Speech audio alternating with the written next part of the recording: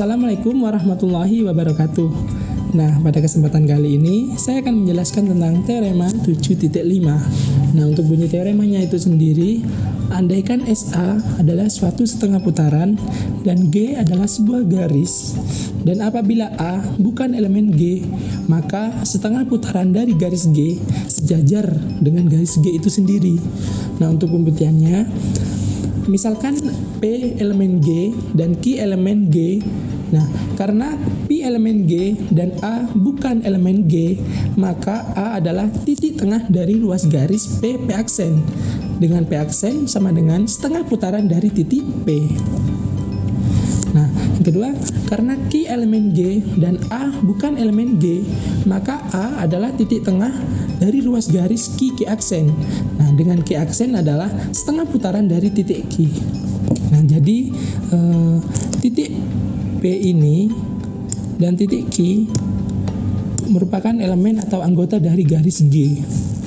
Nah, karena P elemen dari garis G dan A bukan elemen dari garis G, maka titik A ini adalah titik tengah dari ruas garis P aksen.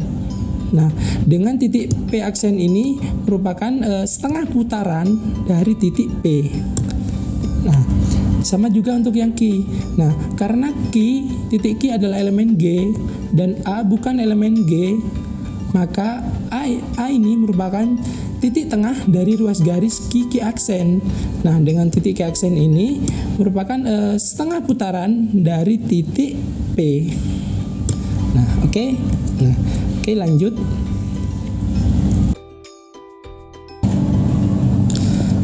Nah, untuk selanjutnya, perhatikan segitiga APQ dan segitiga AP aksen Q aksen. Nah, di sini besar sudut segitiga P aksen AQ aksen itu sama dengan besar sudut segitiga QAP. Nah, alasannya karena sudutnya bertolak belakang. Nah, di sini juga panjang PA itu sama dengan panjang AP aksen. Nah, karena titik A ini merupakan titik tengah dari ruas garis P aksen. Nah, sama juga untuk panjang QA itu sama dengan panjang AQ aksen. Karena titik A ini adalah titik tengah dari ruas garis Q aksen. Nah, sehingga berdasarkan teorema kekongruenan berlaku SAS atau side angle side. Nah, sehingga segitiga APQ itu kongruen dengan segitiga A P aksen Q aksen. Nah, karena segitiga APQ ini kongruen dengan segitiga A P aksen Q aksen, maka ruas garis PQ itu sejajar dengan ruas garis P aksen Q aksen. Nah, karena ruas garis PQ sama dengan ruas garis P aksen Q aksen, maka garis G itu sejajar dengan garis G aksen. Nah, jadi garis G itu sejajar dengan setengah putaran dari garis G atau G aksen, sehingga terbukti.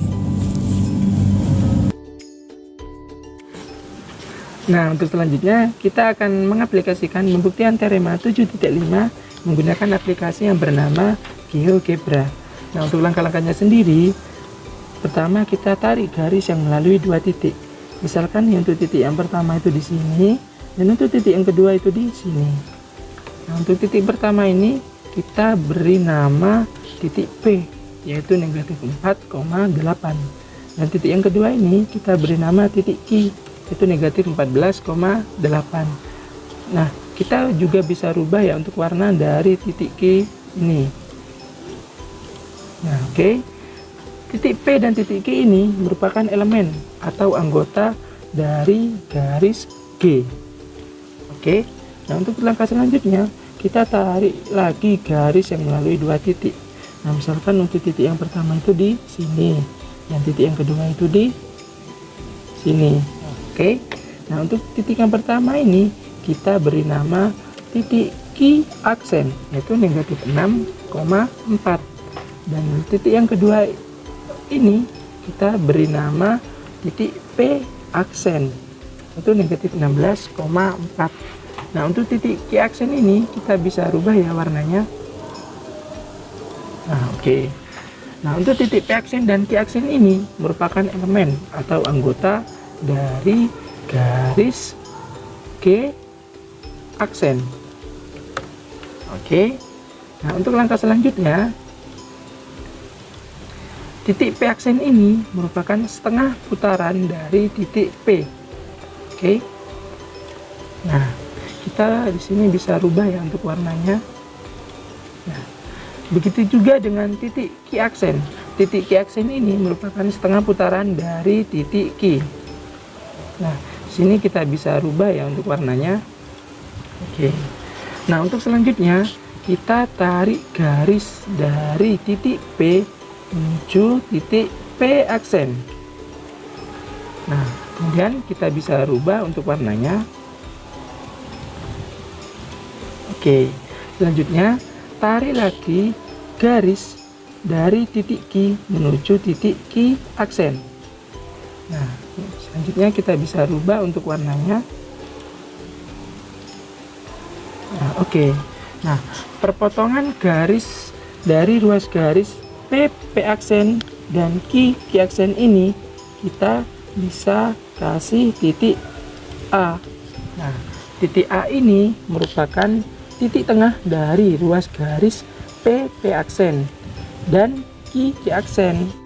Nah, dari penjelasan teorema tadi dapat dibuktikan bahwa garis G itu sejajar dengan garis G aksen atau setengah putaran dari garis G.